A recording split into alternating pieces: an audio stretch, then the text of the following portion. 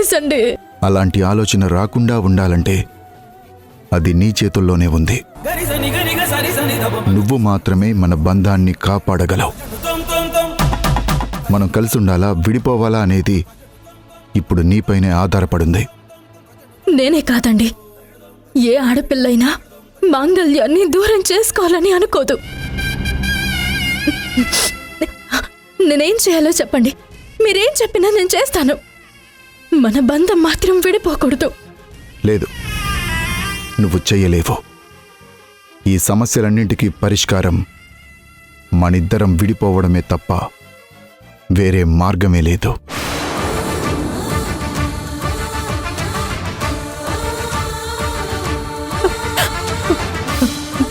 Please అండి, మీరలా మాట్లాడొద్దు. నా ప్రాణం పోయినా నేను చేస్తాను. మన బంధం కాపాడుకోవడానికి అసలు నేనేం చేయాలో చెప్పండి. నువ్వు నాకు మాట ఇవ్వాలి. ఏం మాట ఇవ్వాలి? నిజంగా నువ్వు మనిద్దరం విడిపోకుండా అన్యోన్యంగా ఉండాలని కోరుకునేదానివే అయితే సంధ్యగారి ఆలోచనల్ని వదిలేసి ఇక మీదట సంధ్యగారి ప్రస్తావన కూడా తీసుకురానని నాకు ప్రామిస్ చేయి.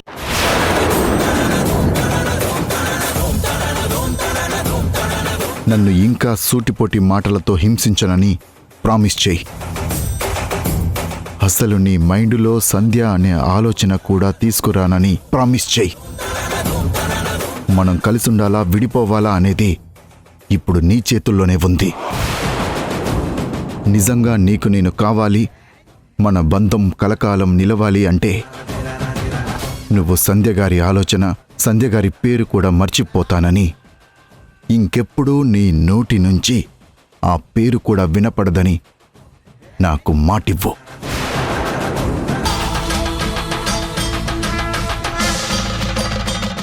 మాటివ్వు వింధ్యా.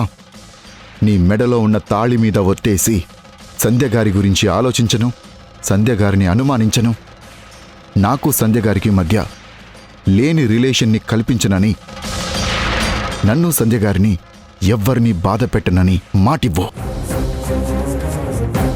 నేను నీకు కావాలి అంటే, మన దాంపత్య జీవితము కొనసాగాలి అంటే, మన బంధం మూన్నాళ్ల ముచ్చట అవ్వకూడదు అనుకుంటే నువ్వు మాటివ్వు.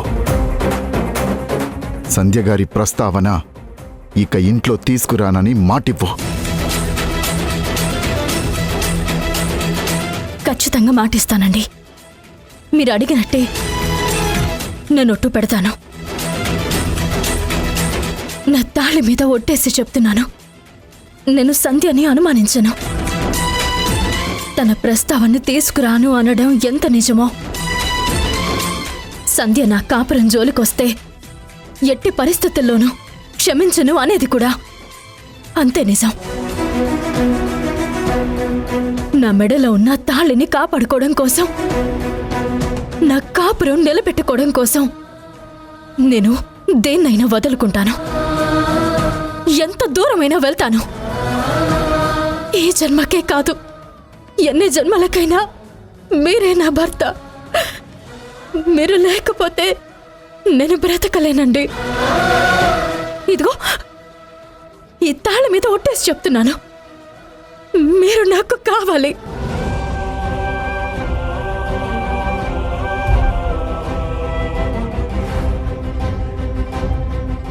ఇంకొకసారి మీ నోటి నుంచి విడాకులు ఇచ్చేస్తాను, మన బంధం తెంచేస్తాను, నన్ను దూరం చేసుకుంటాను అన్న మాటలు దయచేసి రానివ్వకండి.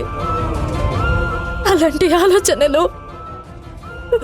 ఎప్పటికీ మీ మనసులోకి రాకూడదు. ప్లీజ్.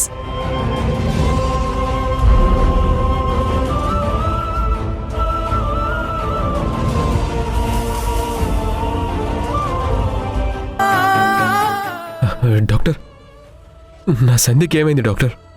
మీ పేరేంటి? శ్రీకర్. ఏం కంగారు పడొద్దు. మీ ఇంట్లో స్వీట్ ఏమైనా ఉందా? ఉంది డాక్టర్. వెళ్ళి తీసుకురా. డాక్టర్, ఏమైంది? షుగర్ లెవెల్ ఏమైనా పడిపోయిందా డాక్టర్? చెప్పండి డాక్టర్. నువ్వు ఆగవయ్యా బాబు. నువ్వే డాక్టర్ అయినట్టు అన్ని నువ్వే చెప్పేసుకుంటూ పోతావేంటి? డాక్టర్, మీ అన్నయ్యకివ్వు. తినండి.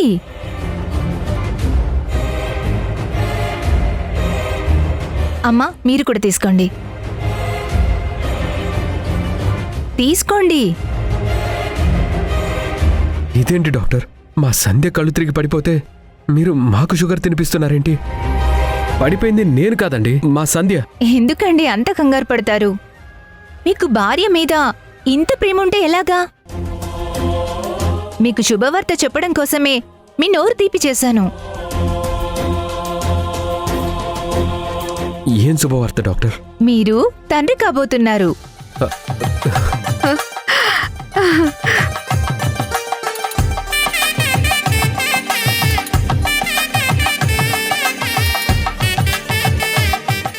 డాక్టర్, నిజమా డాక్టర్? మ్మ్. నేను తండ్రిని కాబోతున్నానా? మీరు టెన్షన్ పడి అందర్నీ టెన్షన్ పెట్టేశారు. మీ భార్య కళ్ళు తిరిగి పడిపోయింది అనారోగ్య కారణంగా కాదు. తనిప్పుడు ప్రెగ్నెంట్.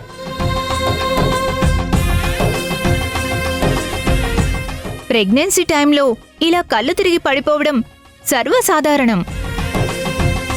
పార్వతి గారు, మీరు నానమ్మ కాబోతున్నారు. చాలా సంతోషం డాక్టర్ అమ్మా. ఎంత మంచి శుభవార్త చెప్పారు. డాక్టర్ గారు, మా సంధ్య ఎందుకు ఇంకా కళ్ళు తెరవలేదు?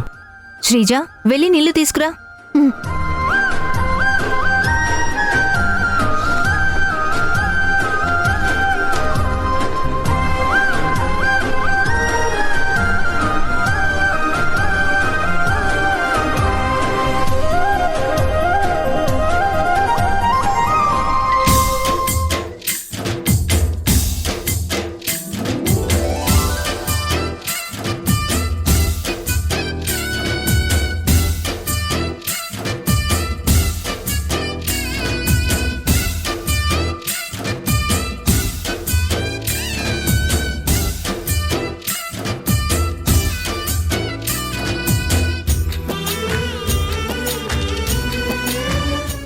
ఏమండి, ఏమైంది నాకు? సంధ్య, ఈ రోజు నుంచి నువ్వు ఏ పనులు చేయడానికి వీల్లేదు. నిన్ను కాలు కూడా కింద పెట్టనివ్వను. పువ్వుల్లో పెట్టుకొని చూసుకుంటాను. ఏమైందండి? ఎందుకలా మాట్లాడుతున్నారు?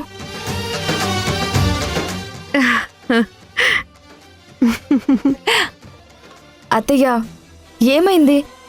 ఎందుకు నవ్వుతున్నారు? సంధ్య, ఈ రోజు నుంచి 9 నెలల వరకు నిన్ను కంటికి రెప్పలా కాపాడుకుంటాను. 9 నెలల వరకు కాపాడుకోవడం ఏంటండి? నేను తండ్రిని కాబోతున్నాను సంధ్య.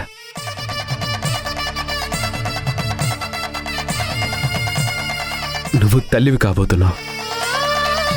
మన ఇంటికి నువ్వు సంతోషాలు తీసుకురాబోతున్నావు. నువ్విప్పుడు ప్రెగ్నెంట్వి సంధ్య.